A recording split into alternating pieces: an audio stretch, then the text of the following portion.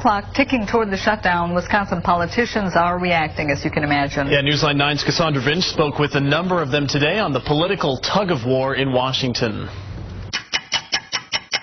Democrats and Republicans say they want to avoid shutting down the government, but compromise looks unlikely with just hours to go. I'm hoping that's what we do so that we don't shut down the government, not even for a little time. You know, as a member of the minority party in the House, it's frustrating to think that you can't do anything to keep government operations running.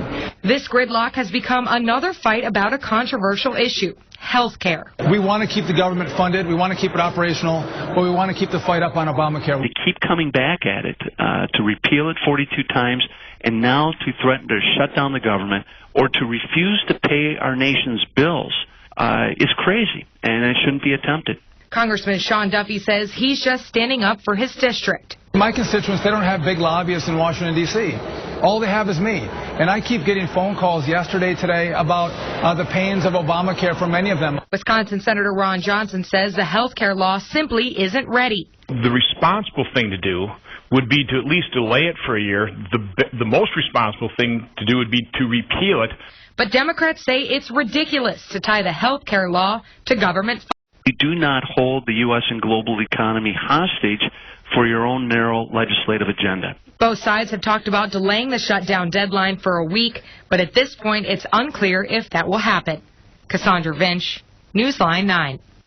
Thank you, Cassandra. Now, Wisconsin Congressman Paul Ryan, the former VP candidate, released this statement today about the shutdown, saying, quote, "We voted to protect the troops." He's speaking of the House there. "And we voted to provide families relief from Obamacare." He went on to say the president's health care law is bad for patients, for workers, for families.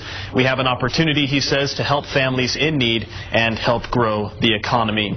Now, our coverage of the possible shutdown continues on WAOW.com. We have a special section there dedicated to bringing you the latest developments from Washington, D.C.